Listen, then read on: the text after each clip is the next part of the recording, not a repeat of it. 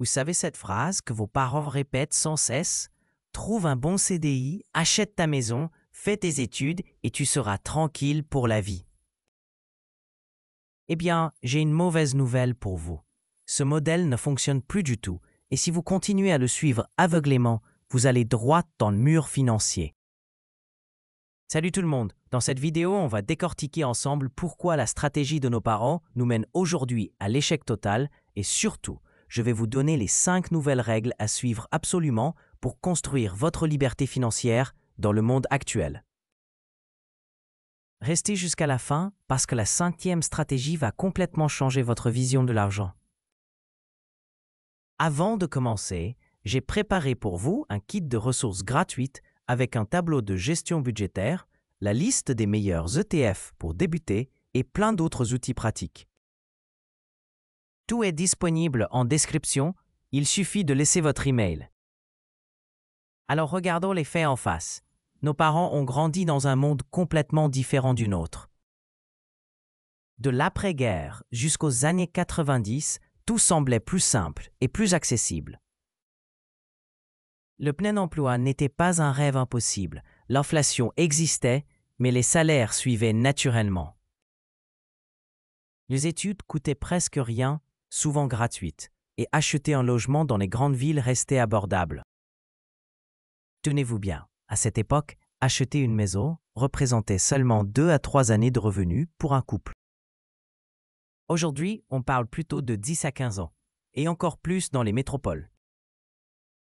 Imaginez la différence. Un seul salaire suffisait souvent à faire vivre toute une famille confortablement. La retraite était garantie par un système solide que personne ne remettait en question. La stabilité professionnelle était la norme absolue.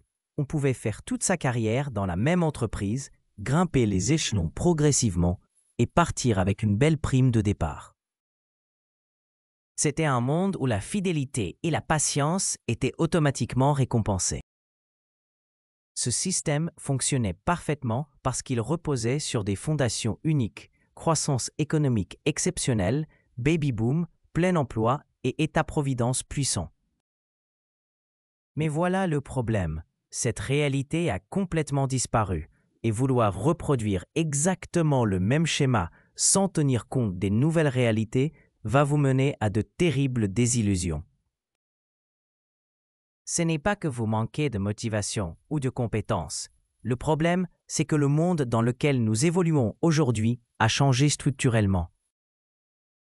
Premier choc, l'immobilier est devenu astronomique. Dans des villes comme Paris, Lyon, Bordeaux, les prix au mètre carré ont littéralement doublé en 10 ou 15 ans. Même avec un excellent salaire, il faut maintenant s'endetter sur 25 ans pour espérer devenir propriétaire, souvent en s'éloignant drastiquement des centres urbains. Deuxième réalité brutale, le marché de l'emploi s'est complètement précarisé. Les CDI sont devenus plus difficiles à obtenir et protègent beaucoup moins qu'avant. On voit se multiplier les stages interminables et les CDD qui s'enchaînent. La stabilité professionnelle n'est plus du tout la norme. Et même en CDI, très peu d'entreprises offrent aujourd'hui une vraie progression salariale ou des perspectives claires sur 20 ans. Troisième évolution majeure, les études ont perdu leur pouvoir différenciateur. Là où un simple Bac+2 garantissait un bon poste dans les années 80, aujourd'hui, même un Bac+5 ne protège plus du chômage. Sans compter les coûts explosifs de la vie étudiante, entre le logement, les transports et tous les frais annexes. Et pour couronner le tout, il y a cette pression constante à consommer alimentée par les réseaux sociaux.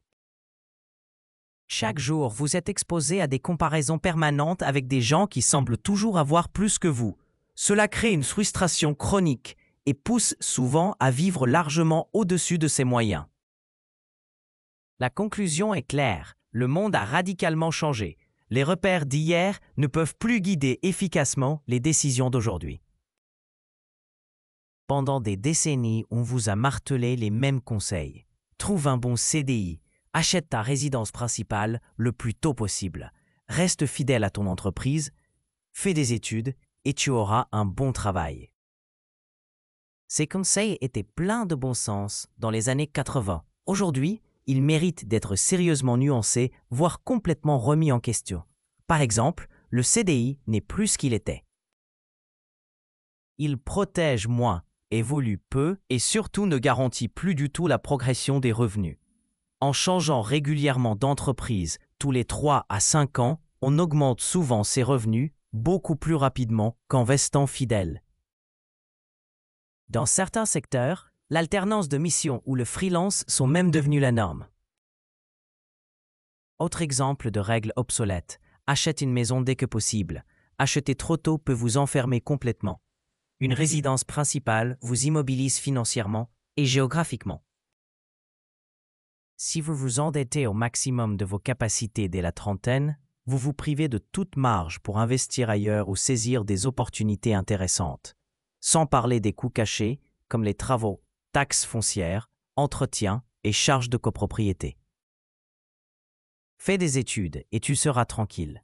Malheureusement, ce n'est plus automatique du tout. Certaines filières sont complètement saturées, d'autres très coûteuses pour des débouchés médiocres. La valeur d'un diplôme dépend aujourd'hui du secteur, de l'expérience acquise, du réseau personnel et parfois tout simplement d'un bon timing. Sois loyal et tu seras récompensé. Ce raisonnement suppose que l'entreprise joue exactement le même jeu que vous. Mais dans les faits, il y a des restructurations, des plans sociaux et des externalisations qui se multiplient. Ce n'est pas du pessimisme, c'est une réalité concrète.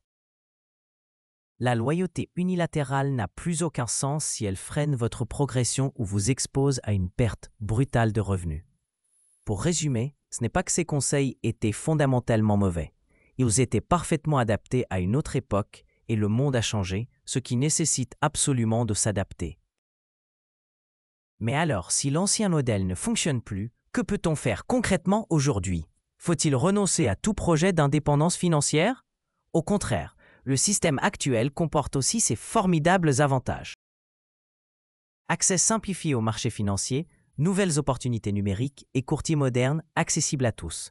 Voyons maintenant les bonnes stratégies à adopter pour tirer parti efficacement de ces nouveaux avantages. Première stratégie cruciale, investir tôt, même avec très peu. C'est la grande révolution de notre époque. Investir est devenu accessible à absolument tout le monde. Ouvrir un PEA ou une assurance vie prend maximum 15 minutes en ligne. Acheter un ETF ou des parts de SCPI peut se faire avec 50 ou 100 euros. Pas besoin d'être riche pour démarrer. Et surtout, ce n'est pas le montant initial qui compte, c'est le facteur temps.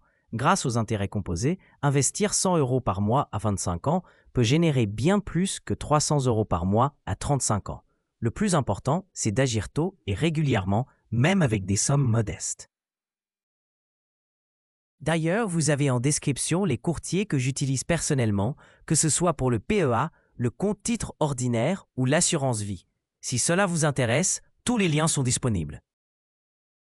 Deuxième stratégie fondamentale, multiplier les sources de revenus. Ne plus dépendre d'un seul revenu, c'est aujourd'hui une véritable forme de protection. Freelance à côté du salariat, micro-entreprise, revenus passifs, vente en ligne, immobilier locatif. Les options sont nombreuses et variées. Ce n'est pas une injonction à travailler 80 heures par semaine, mais une stratégie intelligente de sécurité. Une source de revenus qui disparaît ne fait pas s'effondrer votre vie entière et avec les bons outils, certaines sources deviennent semi-passives avec le temps. Troisième stratégie contre-intuitive, louer intelligemment et investir la différence. Acheter sa résidence principale n'est pas toujours rentable du tout. Entre les intérêts d'emprunt, les frais de notaire, la fiscalité locale et toutes les charges, la rentabilité réelle d'une résidence principale peut être très faible, surtout si vous revendez trop rapidement. Louer dans une ville chère, tout en investissant ailleurs, en bourse ou dans l'immobilier locatif en province par exemple, peut vous permettre de beaucoup mieux faire travailler votre argent. Ce n'est pas une honte de ne pas être propriétaire à 35 ans, c'est parfois une stratégie bien plus performante financièrement. Quatrième stratégie essentielle, prioriser la flexibilité plutôt que la loyauté aveugle. Votre employabilité est votre vrai capital. Restez constamment ouvert aux opportunités, aux reconversions possibles et aux formations continues. Le monde bouge très vite, les métiers évoluent rapidement. Être adaptable, c'est être antifragile face au changement. Changer de poste, d'entreprise ou même de statut en passant du salariat à l'indépendance peut débloquer des revenus largement supérieurs. Ce n'est pas trahir son entreprise, c'est faire intelligemment passer votre sécurité et votre progression avant tout le reste.